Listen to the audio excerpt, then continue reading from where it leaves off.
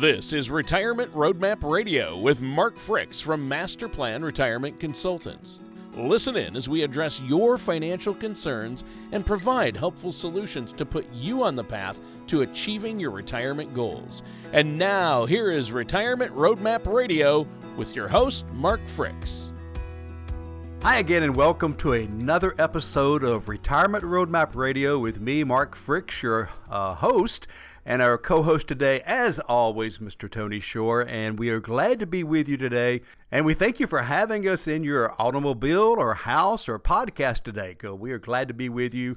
We're approaching the holidays, so we're having a great time. I should have worn my Santa hat, but let's first check in with Mr. Shore and see how he's doing today. Tony, how goes it? Well, your beard is a little too well groomed to be a Santa, but you have the little white going now, so maybe if you grow that out a little longer for next year and throw on a Santa hat, you could do it, I think. Well, I actually grew it for November. Oh, yeah. I shaved it off December 1st. I'd had enough of it. So. Yeah, Movember. Yeah. Movember, yeah. It was quite white, kind of like Kenny Rogers. Oh, you do have I can see that, how you'd look a little Kenny Rogers, Michael McDonald, Kenny Rogers vibe going on. The pre-Kenny Rogers surgery years. Well, yeah. Yes, exactly. Hopefully the pre-surgery years. Yeah, I've not had any stretching done yet. So no. Well, Mark, good to see you, and I'm excited to be here with you. I'm really excited, and I'm excited to hear what you have for us on the show today because people are concerned about finances and financial planning, wondering where things are going to go with the inflation as it has been. COVID continues to be a problem and create havoc with supply chain issues. So what are we going to talk about on the show today? Well, and markets are all over the place, and we still have people that are coming to us saying, I'm not going to get a shot, and so therefore I can't stay at my employment. Or whatever. So they're taking a lot of early retirements as well. So we're going to be talking about, as people think more about retirement, I want to talk a little bit about, and we've talked about some of these subjects before, but I want to talk about what the falsehoods out there. The name of the show is The 5 Fallacies of Planning for Retirement. So I've picked out 5 major areas where I always have folks come to me and say, well, I've heard or I've been told, and I'm just like, don't listen to this. This is not right. So I think it's going to be a good show. It's some good information, and hopefully one or two of these items will trigger something that our audience has heard, and they're like, well, I thought that was true, or that was the way I was thinking. So maybe Mark needs to, maybe I need to have a chat with Mark, and let's clear some of this up. So hopefully this will help some folks out. Yeah. Well, that sounds good, and I'm sure there are more than 5 fallacies about financial planning and retirement planning that you've heard, but you've picked the 5 biggies. And I'm amazed at some of I'll be honest, I was one of those people who, I'd heard things about what you need to be doing with your finances to plan for retirement and what needs to happen. And then once I started working with you and doing a show each week with you as your co-host, I'm like, oh, okay, that's not true. Okay, this isn't true. You learn things about, I was way off base on things like what Medicare covers or Social Security or, those types of things. And I'm sure we might touch on some of those today, but I'm curious. I don't know. The listeners think, well, we've done show prep. I know the topic, but I don't know what the 5 are. So I'm excited to hear what you have for us today. Yeah, I like to leave them as a surprise for you so that you react appropriately, right? Oh, I'll react. All right. Okay. They'll see that. Well, the first one, I guess I hear this every week, and it's whether it's an article, whether it's a blog, whatever, right? Sure. And it's the fact that you need $1 million to retire. I've heard that. What's weird is they've been saying that for 25 years. And it's probably up to about 25 million now. I was going to say $1 million's worth like 300,000 now, and I'm like, what's going on? So that's just poor information. It has nothing to do with anything. I mean, think of it, Tony. Where are you going to live? You're going to live in Panama, or are you going to live in Brooklyn? Or are you going to be skiing and golfing every day, or are you going to be sitting in front of the TV? Do you have 2 homes or 1? Do you have a family? Do you have grandkids? Are you going to travel? I mean, you're going to travel around the world, take a world trip each year, and live in Hawaii? Well, that's a different amount than somebody who's going to retire on their family farm in Iowa. Exactly. You're going to eat at McDonald's once a month, or eat at Red Lobster every day. All this stuff, and so it is so. It should be criminal to put something like that out there, because it means nothing. And again, they've been saying this for 25 years. And so, I know I've got people that we actually work with that are having a nice retirement with $200,000 in their IRA. Wow. But they also have 2 pensions, 2 Social Securities. I mean, there's other things going on. So, one of the reports we run for people that, that schedule what we call a 30-minute fireside chat, or whatever you want to call it. Sure. I put up a fake fireplace behind us. But one of the things we talk about is that kind of stuff. And we actually will run some reports to see how much money they need to retire on, and what it's going to take to get there as well. So that's what you need. Everybody's different. And that one just gets under my skin. Okay. Sure. So that's a tough one for me when I hear that. Yeah, well, that is tough, and I've heard that too. You should shoot for $1 million. Well, everybody's situation is different, and in what account? Is that $1 million in my 401k that I need plus Social Security, or is that including Social Security? And does that take into account where I'm going to live? And there are so many circumstances, and figuring in, the spousal income is part of that, and living as a couple for how many years, and longevity comes into play. How long you live is a big factor that no one can predict, and therefore you can't predict the exact amount you're going to need, and you can come close if you work with a financial planner and look at your situation, but you can't just base it off what your brother-in-law did or your neighbor, right? Well, and also, we constantly update. Our plans are flexible because things happen, and so it's not like, hey, we're locked into the next 30 years. This is what's got to happen, because I guarantee you that's not what's going to happen. There may be an illness that comes along that sets you back. You may lose your spouse early. Maybe you have to take care of elderly parents, or maybe your kids come back home. I mean, there's so much, or maybe there's legislative changes, right?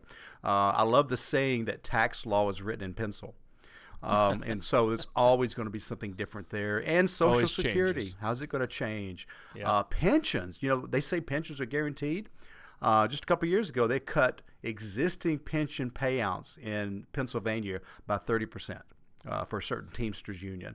And so all of a sudden you got a 30% pay cut, and you're 72 years old. And so these plans that we do for folks are constantly, that's why we meet once or twice a year. What's changed, what's going on. So it's a moving number that we're always rearranging the target for. Yeah. Well, and that makes perfect sense. So that's the first one. What's next on the list of the 5 fallacies you've heard about retirement planning? This is where, and I get a lot of this from CPAs, is all about all of your money should go into pre-tax, tax-deferred accounts, like an IRA, 401k, things of that nature.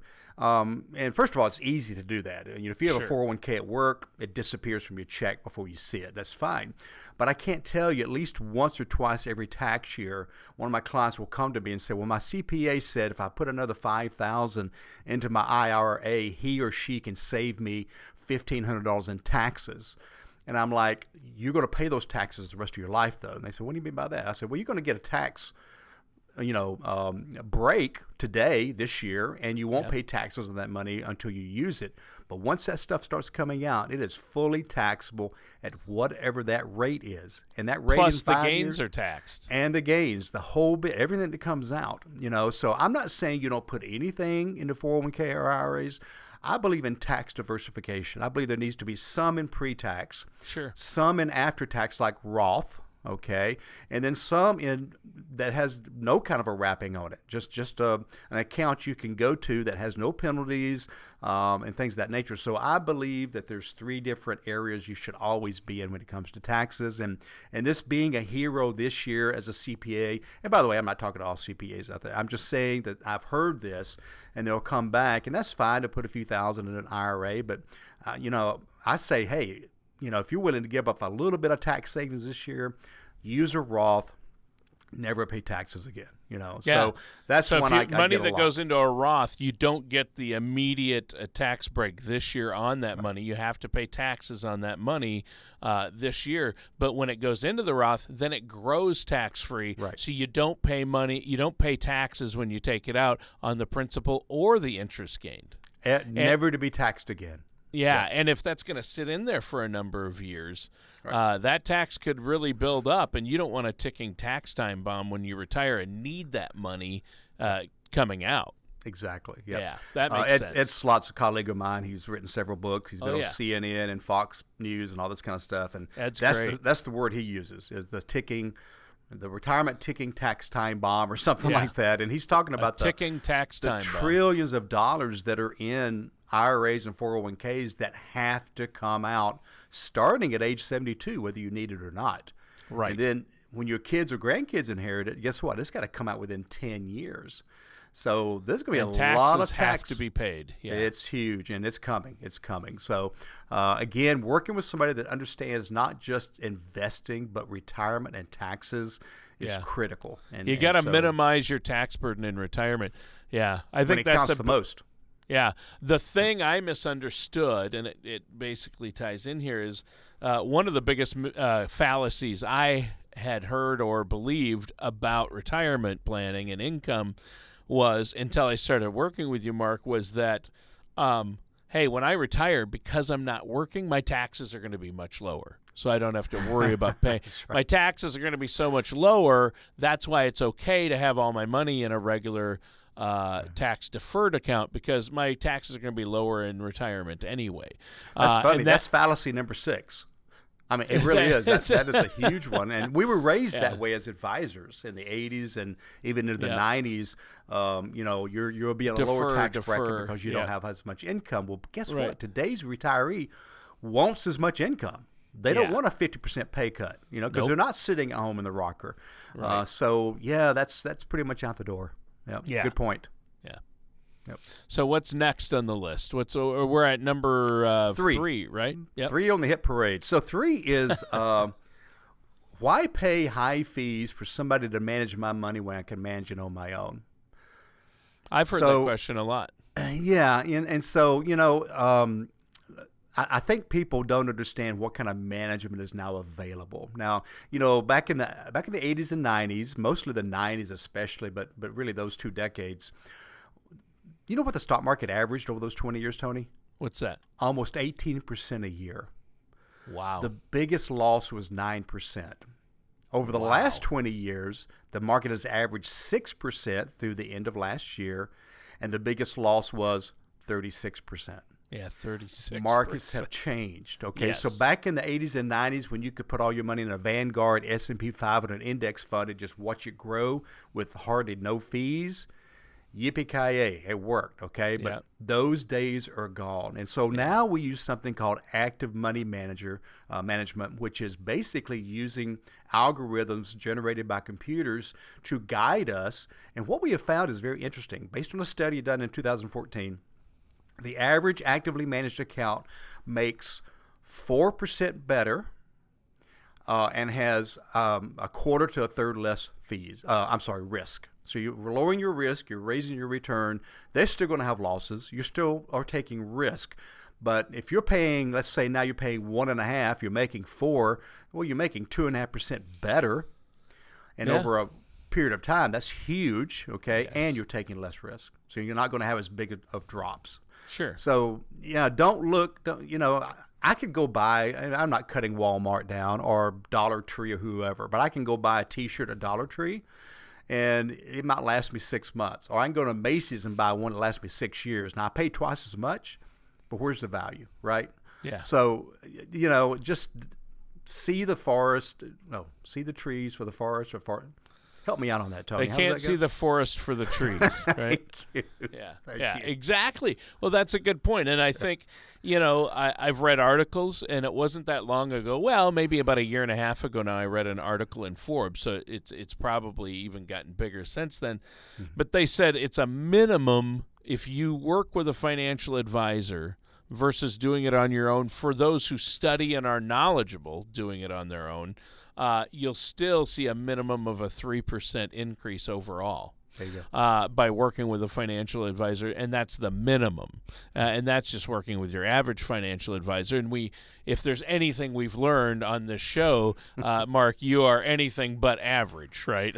Well, thank you very much, Tony. I appreciate that. You may look a little like Kenny Rogers when you grow your beard out, but you're not, yeah.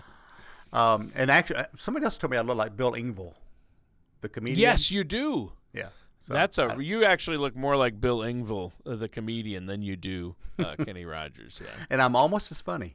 So you are very, very close to being funny most times. Yes. Yes, as far as we know. So, but real quick point: Dalbar Research, a huge research company, they study investor behavior, and what they have come up with is the average equity investor that does it on their own makes less than 3%.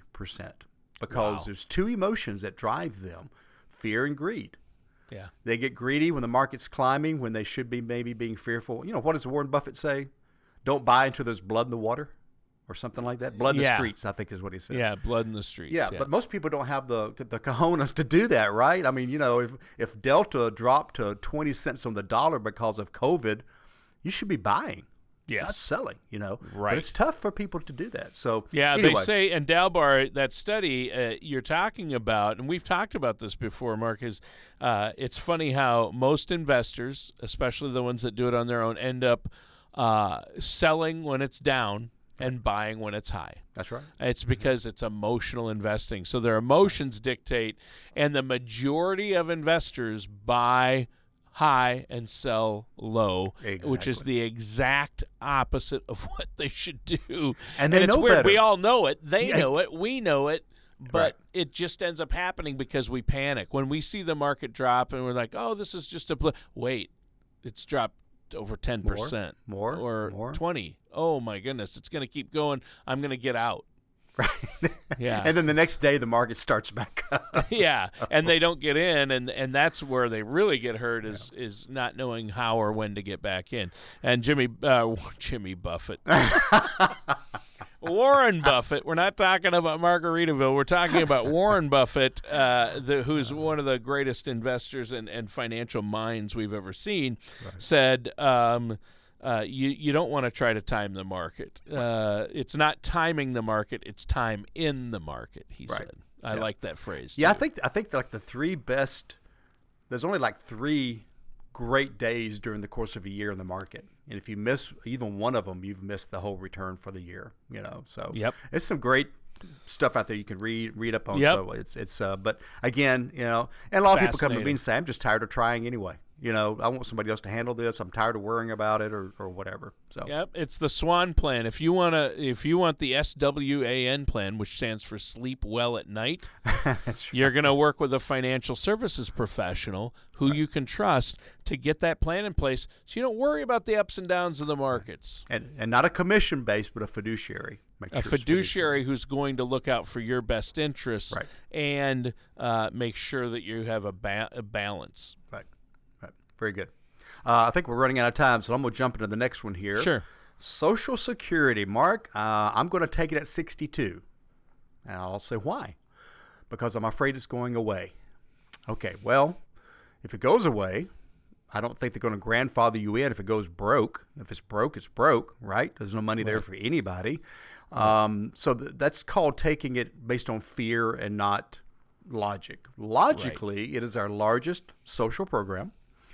It's not going broke in 2033 or whatever. It's just going to have not enough money to cover all the payments.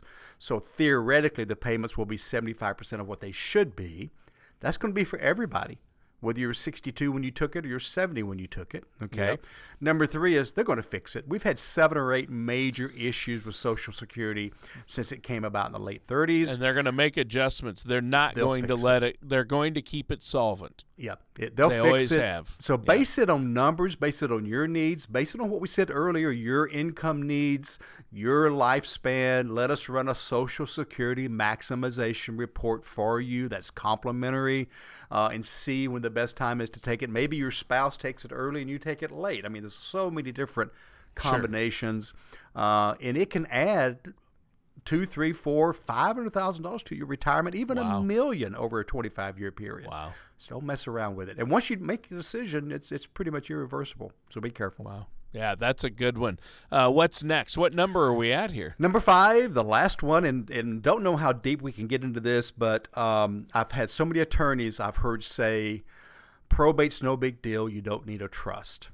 Okay, so I can't get into it today because we are out of time, but more of you need a living trust than you realize for privacy, for avoiding probate, which is public and costly.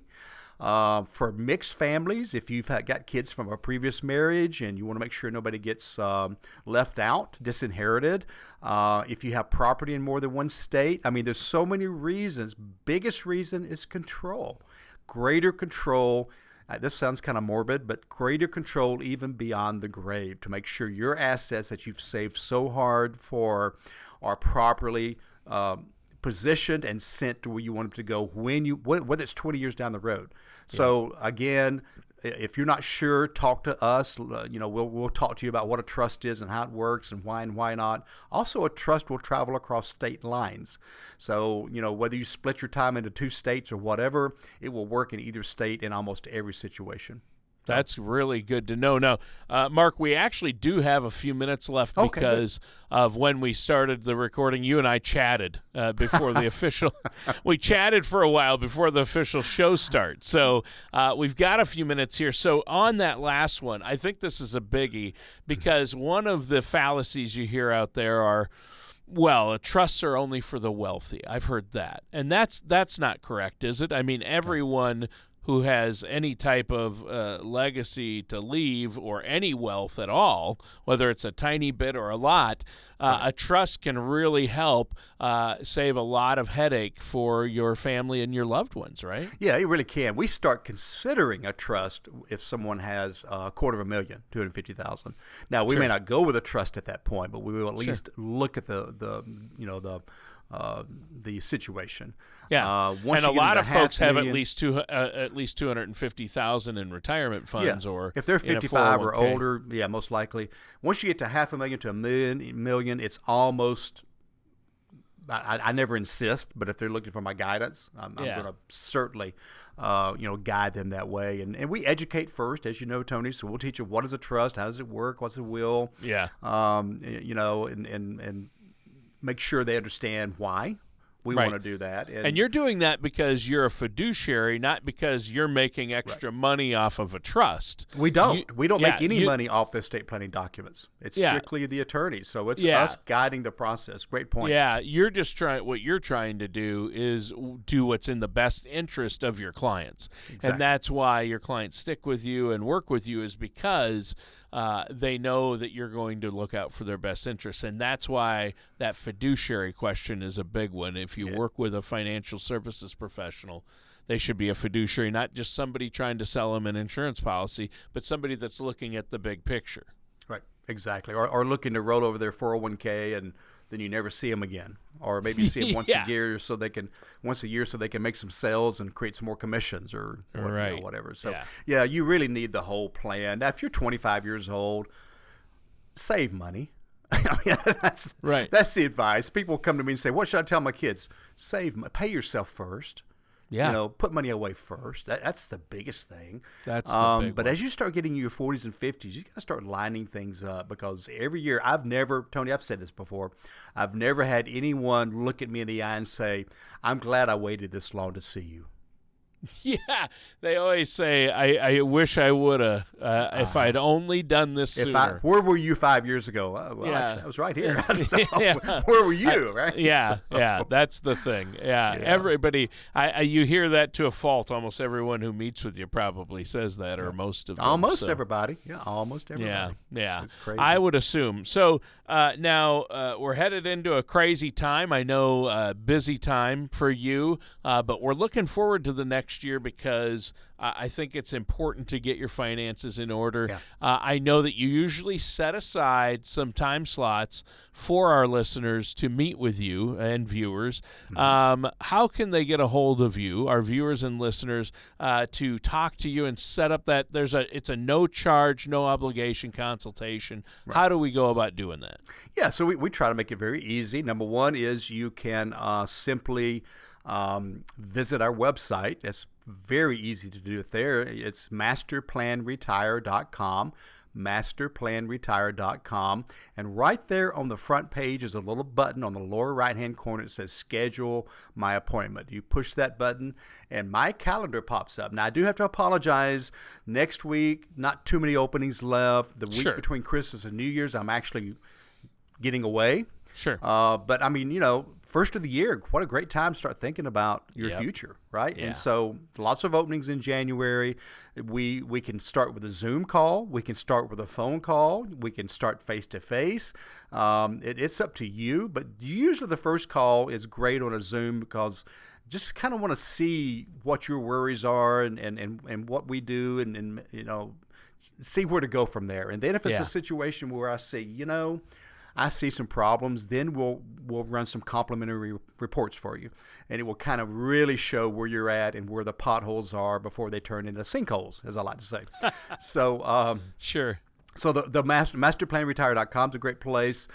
You can also give our office a call, 770-980-9262.